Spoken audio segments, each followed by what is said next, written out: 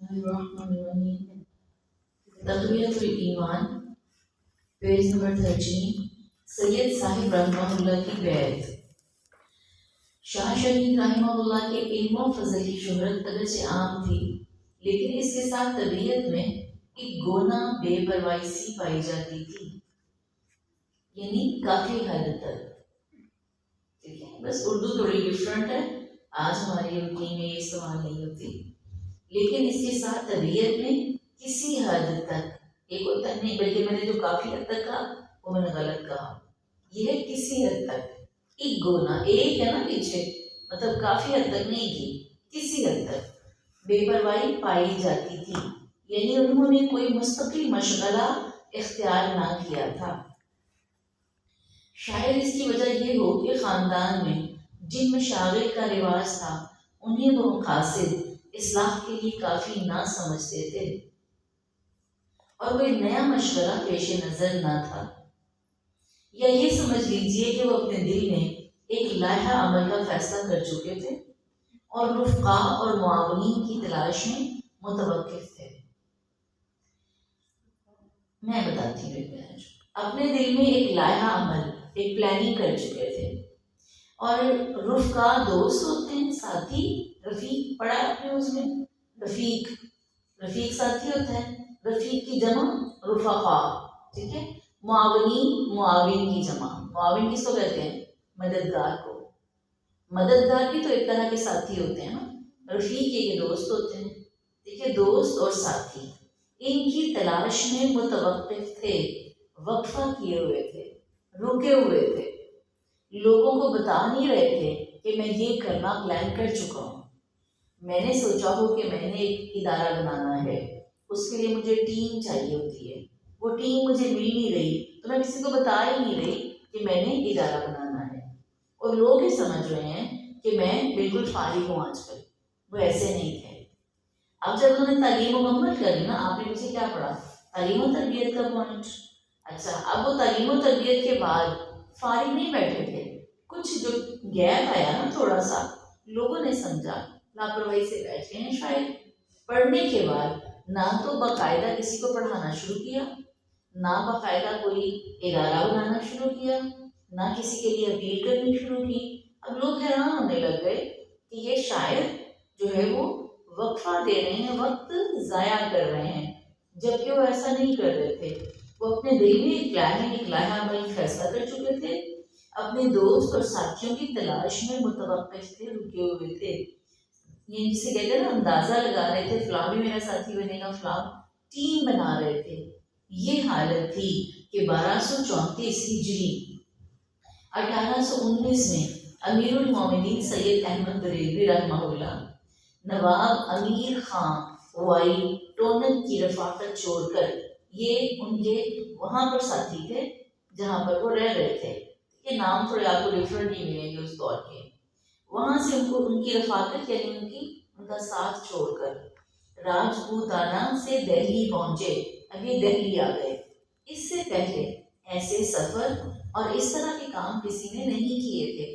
آپ کو پتا ہے کہ یہ جس کے بیٹے ہیں، پیچھے آپ نے نام پڑھے، یہ بڑے بڑے نام تھے، بہت نامور ہستیوں کے خاندان سے تھے، جو چچا ہیں کمال، دادا ہیں تو، تایا ہیں تو، ہر طرف ہر بندے کی ایک عظیم شہرت تھی، اتنے مشہور اور اتنے بہترین، صرف مشہور تو کوئی بھی ہو جاتا ہے، کسی بھی کام سے ہو جاتا ہے، لیکن یہ عظیم علماء کی جماعت سے تعلق رکھنے والے گھرانے سے پیدا ہوئے تھے، لیکن انہوں نے اپنے اس تمام عظیم ترین علماء کی پیروی نہیں کی، اسی لیے تو آج جتنا ان کا نام زندہ ہے اتنا ان کا نہیں ہے۔ یاد رکھیں، نیکی کرنا ایک طرف ہوتا ہے، لیکن زندگی میں سب سے ہٹ کر بہت مختلف، بہت اچھا کام کرنے والا اپنے نام کو زندہ رکھ جاتا ہے۔ اب شاہ اسماعیل شہید نے وہ سب نہیں کیا جو باقی سب کر رہے تھے، مدرس تھے، سب مبلغ تھے، سب عالم تھے، سب کچھ کر رہے تھے، لیکن انہوں نے سفر کیا، انہوں نے امیر المومنین یہاں سے نکلے، راجپوتانہ علاقے سے دہلی پہنچے اور اکبر آبادی مسجد میں مقیم ہوئے، وہاں جا کر اکبر آبادی مسجد میں ٹھہر گئے، مقیم ہوئے یعنی ٹھہر گئے۔ اچھا، اس دوران جب آپ وہاں گئے، پہلے آپ نے مولانا محمد یوسف ہلدی نے، جو غالباً شاہ ولی اللہ کے بھائی شاہ اہل اللہ کے پوتے تھے، بات تو مکمل کر بیعت کی تب کرنا۔ ہاں، پھر شاہ عبدالعزیز رحمہ اللہ کے داماد مولانا عبدالحی رحمہ اللہ نے، اور ان کے بعد شاہ شہید نے سید صاحب سے بیعت کی۔ اسی وقت سے شاہ شہید کی زندگی بالکل بدل گئی۔ آپ اس کو یاد نہ کریے گا، ہم اس کو سمجھ لیتے ہیں پوائنٹ کو۔ میں آپ کو نا اس کی شارٹ کر دوں گی، پھر اتنا سا آپ یاد کر لیجیے گا۔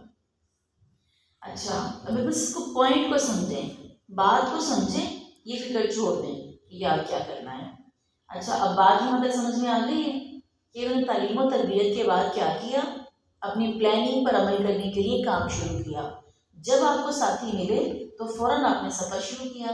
جس علاقے میں پہنچے، یاد تو کرنے کی اس میں چیز ہی کوئی نہیں ہے، اب جو میں بول رہی ہوں نا بس یہ باتیں ہیں چار۔ پھر جب وہاں سے نکلے تو وہاں سے نکلنے کے بعد سب سے پہلے آپ کہاں سے کہاں نکلے؟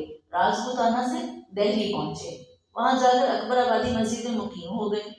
پہلے محمد یوسف ہلدی نے، جو غالباً شاہ ولی اللہ کے بھائی شاہ اہل اللہ کے پوتے تھے، پھر شاہ عبدالعزیز کے داماد مولانا عبدالحی نے، اور ان کے بعد شاہ شہید نے سید صاحب سے بیعت کی۔ اب سب لوگ کہاں آ رہے ہیں؟ سید صاحب سے بیعت کرنے۔ اسی وقت سے شاہ شہید کی زندگی بالکل بدل گئی۔ سید صاحب وہاں کے علاقے کے ایک آدمی ہیں، یہ وہاں پہنچے ہیں، اور شاہ اسماعیل شہید نے جا کر کس کی بیعت کر لی؟ سید صاحب کی بیعت کر لی۔ اب ان کی زندگی بالکل بدل گئی۔ وہ تھے، وہ کام کرتے جو یہ کرنے کا پلان کر کے آئے تھے۔ ابھی تک آپ کبھی نہ سمجھ گئے کہ وہ کام کون سا تھا؟ وہ جہاد کا کام تھا۔ وہ تعلیم تبلیغ سے نکل کر، آپ کو پتہ ہے جہاد کیا ہے؟ اسلام کی چوٹی ہے۔ آپ صلی اللہ علیہ وسلم نے فرمایا، حدیث رسول، آپ نے فرمایا کہ ہر چیز کی ایک کوہان ہوتی ہے، جیسے اونٹ کی کوہان ہے، پورے اونٹ پہ کوہان نمایاں ہوتی ہے نا، اسلام کی کوہان جہاد ہے۔ جہاد وہ پیک کا کام ہے کہ جس نے جہاد کیا اس کی زندگی کے درجات کو کوئی امیجن نہیں کر سکتا۔ تو انہوں نے وہ کام کیا تھا۔ جب آپ کی زندگی بدل گئی، وہ رات دن اصلاح اور اشاعت میں مصروف رہنے لگے۔ سہ شنبہ، سہ شنبہ کسے کہتے ہیں؟ سہ کہتے ہیں تین کو، پیر یعنی پیر اور جمعہ کو شاہی مسجد میں بالالتزام واز فرماتے۔ یہاں منگل لکھا ہے، سہ شنبہ ہفتہ، اتوار، پیر۔ اچھا، پھر ان کا اتوار سے شروع ہوتا ہوگا، سہ تو تین ہی ہوتا ہے، پھر منگل ہوگا۔ اگر منگل لکھا ہے تو ٹھیک ہے، کیونکہ پھر یہ اپنی ترتیب ہے نا، ہمارے یہاں دن ہفتہ اتوار سے شروع ہوتے ہیں نا، جمعے کی طرف جاتے ہیں۔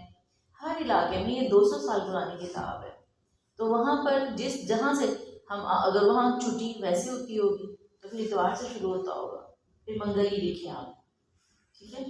یہ فارسی کا ہے نا، لفظ فارسی کا ہے یہ سشنبہ۔ اور جمعہ کو شاہی مسجد میں بالالتزام واز فرماتے۔ بالالتزام کیا ہوتا ہے؟ اہتمام کے ساتھ، اہتمام کے ساتھ نصیحت فرماتے۔ کون سی نصیحت؟ درس قرآن دیتے۔ سر سید نے لکھا ہے، نماز جمعہ کے لیے لوگ اس کثرت سے آنے لگے جیسے عیدین کی نمازوں میں آتے تھے۔ جمعہ کے دن دیتے نا درس، تو وہ پھر لوگ زیادہ کثرت سے آنے لگے۔ سامعین کا شمار یعنی گنتی نہیں ہو سکتی تھی۔ واز کا طریقہ ایسا تھا کہ جو کچھ فرماتے دلوں میں پیوست ہو جاتا۔ پیوست کیا ہوتا ہے؟ دلوں میں کھپ جاتا، دلوں میں اثر کرتا، گہرائی سے اتر جاتا۔ کسی چیز کا ایک دم سے یوں کر کے کسی چیز میں سے تیر کو مٹی میں، نرم مٹی میں تو اندر چلا جاتا ہے، اس کو پیوست ہونا کہتے ہیں۔ اگر کسی بات پر کوئی خلش پیدا بھی ہوتی، خلش کیا ہوتی ہے؟ الجھن، تو آگے چل کر بالکل رفع ہو جاتی، دور ہو جاتی، ختم ہو جاتی۔ پہلے اگر الجھن ہوتی بھی تو وہ بات سنتے سنتے ہی ختم ہو جاتی۔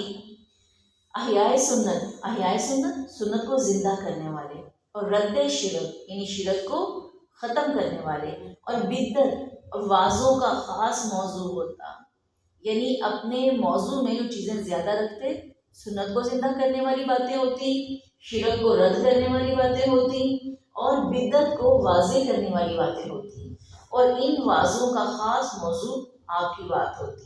یہی دور تھا جس میں احیاء دین کا کام پوری سرگرمی سے شروع ہوا، یعنی دین کو زندہ کرنے کا کام شروع ہوا۔ یہی دور تھا جس کے متعلق مولانا ابو الکلام آزاد رحمہ اللہ نے تذکرہ میں تحریر فرمایا ہے۔ وہ لکھتے ہیں، دعوت و اصلاح امت کے جو بھید پرانی دہلی کے کھنڈروں اور کوٹلہ کے حجروں میں دفن کر دیے گئے تھے، اب اس سلطان وقت، کس کو سلطان وقت کہا جا رہا ہے؟ یہ شاہ اسماعیل شہید کو۔ سلطان کس کو کہتے ہیں؟ بادشاہ۔ سلطان وقت کس کو کہتے ہیں؟ وقت کا بادشاہ۔ کہ اس دور میں ان کو بادشاہ کہا جا رہا ہے جب وہ موجود تھے۔ اب اس سلطان وقت اور سکندر اعظم کی بدولت شاہ جہاں آباد کے بازاروں میں اور جامع مسجد کی سیڑھیوں پر ان کا ہنگامہ مچ گیا، اور ہندوستان کے کناروں سے بھی گزر کر نہیں معلوم کہاں کہاں تک چرچے اور افسانے پھیل گئے۔ جن باتوں کے کہنے کی بڑوں بڑوں کو بند حجروں کے اندر بھی تاب نہ تھی، وہ اب برسر بازار کی جا رہی اور ہو رہی تھی، اور خون شہادت کے چھینٹے حرف و حکایت کے نقوش صفحہ عالم پر سخت کر رہے تھے۔ اب غور کرنے کی بات یہ ہے کہ اس سارے پورے پہلے گراف میں جو آپ کو مشکل پیش آ رہی ہے وہ صرف اردو کے الفاظ ہیں، بات کچھ بھی مشکل نہیں ہے۔ بات آپ کو میں 2 سے 3 4 5 لائنوں میں مکمل بتا دوں تو آپ کی سمجھ میں آ جائے۔ اب یہاں یہ لکھا ہے کہ جن باتوں کے کہنے کی بڑوں بڑوں کو بند حجروں میں بھی تاب نہ تھی، تاب کیا کہتے ہیں؟ ہمت نہ تھی، ٹھیک ہے؟ بند حجرے کون سے ہوتے ہیں؟ بند کمروں میں، وہ اب برسر بازار یعنی سرعام کی جا رہی اور ہو رہی تھی۔ خون شہادت کے چھینٹے یعنی وہ جو جہاد اور شہادت کی فضیلت ہے اس کو اتنا واضح کر دیا لوگوں پر کہ وہ حرف و حکایت کے نقوش، کہ وہ حرف با حرف اور وہ کہانیاں، اس کے نقش صفحہ عالم پر ثبت کر رہے تھے۔ خود بخود وہ کیا ہو رہے تھے؟ اس کے نقوش واضح ہوتے جا رہے تھے۔